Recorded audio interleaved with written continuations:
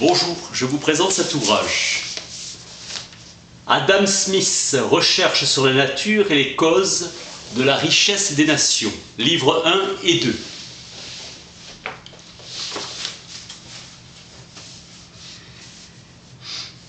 Livre premier, des causes du progrès des puissances productives du travail et de l'ordre selon lequel son produit se répartit naturellement parmi les divers rangs du peuple.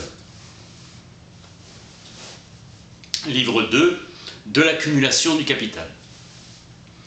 Difficulté dans la traduction du vocabulaire qui a évolué. Chaque individu capable de travailler est employé à un travail utile et s'efforce de fournir à sa famille les commodités de la vie. La division du travail fut un grand progrès, séparation des différents métiers et emplois. Les nations opulentes surpassent les autres dans l'agriculture, l'artisanat et l'industrie. La division du travail augmente la puissance productive par l'accroissement de la quantité d'ouvrages. Progrès de l'habileté de l'ouvrier, temps épargné. Perte de temps passant d'une tâche à une autre. Progrès des outils et des machines. Une différence entre les personnes provient de l'habitude et non de sa nature. Semblables au départ, les différences deviennent frappantes avec le temps, degré. Les génies les plus dissemblables sont utiles les uns aux autres. Talent. La division du travail est limitée par l'étendue du marché. L'usage de la monnaie dans la faculté d'échanger. Usage des métaux précieux. Institution de la monnaie frappée en pièces. Prix des marchandises et leur prix en travail. Le prix réel est ce qu'il coûte réellement à l'homme pour l'obtenir. Le travail a été le premier prix. Le degré de peine et d'ingéniosité mesure la valeur échangeable, évaluée en quantité de monnaie. Diminution de la quantité de métal pur contenu dans les pièces. Distinction entre prix réel et prix nominal ou monétaire. Tout le produit du travail n'appartient pas au travailleur, prix ou valeur échangeable de toute marchandise. La marchandise se vend pour ce qu'elle vaut. Demande de ceux qui consentent à payer. La quantité s'adapte à la demande solvable. Des fluctuations influencent la valeur. Le salaire du travail, la rareté de la main-d'œuvre crée une concurrence entre les maîtres qui font une surenchère. La valeur des enfants est le plus grand de tous les encouragements au mariage. La demande de travail augmente. Toutes les espèces d'animaux se multiplient naturellement en proportion de leurs moyens de subsistance et aucune espèce ne peut jamais se multiplier au-delà. La rémunération augmente l'activité. Dans une année d'abondance, les employeurs entretiennent beaucoup de gens augmentant le prix en monnaie de leur travail. En pénurie, c'est le contraire.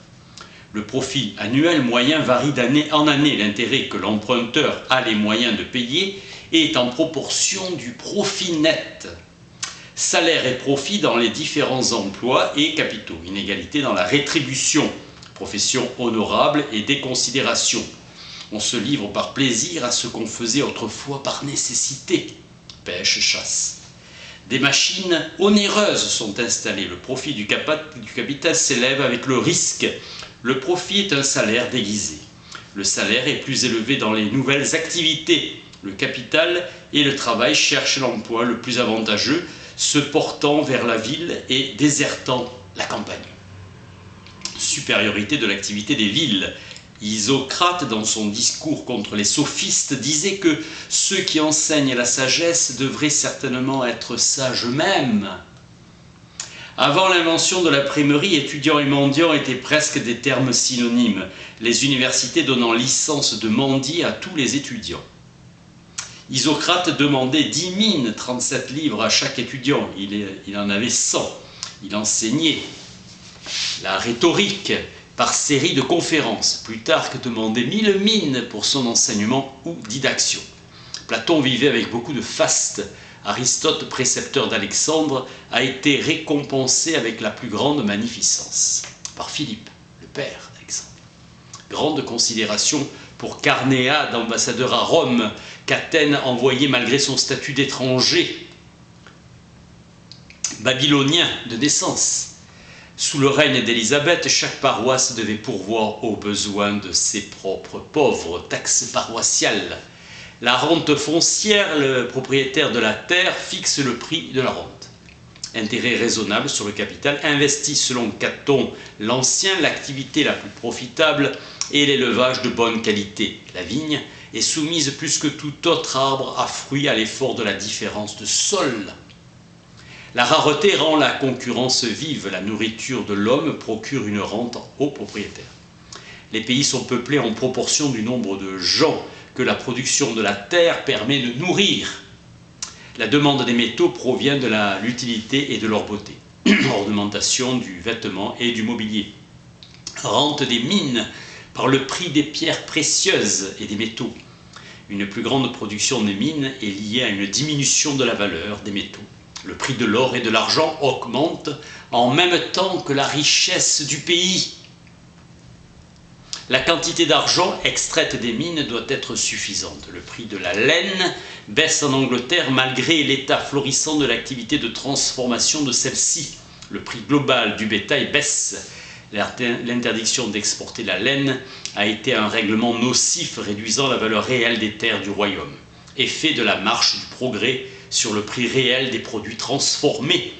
Le prix réel de la main-d'œuvre diminue. Toute amélioration de la société a tendance à élever la rente réelle de la terre et à augmenter la richesse réelle du propriétaire. Progrès dans la puissance productive du travail. Au contraire, une culture négligée, une absence d'amélioration baisse le prix réel des produits et diminue la rente. L'accumulation du capital s'accroît fortement à mesure que le travail se subdivise. Les dépenses de la conservation d'un capital se comparent à l'entretien d'un domaine privé. Frais d'entretien indispensables pour maintenir la production du domaine.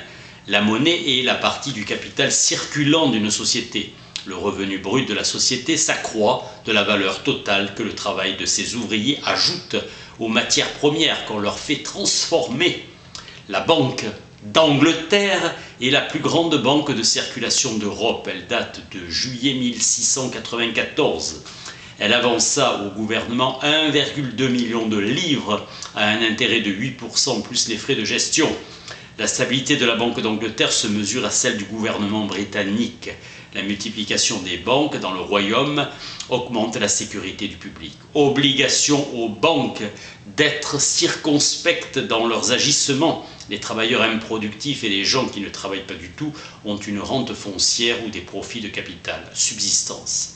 La proposition entre le capital et le revenu, la proportion entre le capital et le revenu s'établit entre l'activité et l'oisiveté. Les capitaux augmentent grâce à l'épargne et diminuent par la prodigalité et la conduite imprudente. L'épargne d'un revenu s'ajoute au capital. L'épargne est la cause immédiate de l'accroissement du capital. L'entreprise prudente est couronnée de succès. La faillite est une calamité humiliante. La prodigalité d'un État appauvrit une nation. L'effort uniforme, constant de chaque homme pour améliorer sa condition assure l'évolution vers le progrès en dépit du gaspillage du gouvernement et des erreurs de l'administration. Le capital est prêté à intérêt. Dans certains pays, la loi interdit l'intérêt de la monnaie. L'expérience montre que cela augmente les méfaits de l'usure. Risque.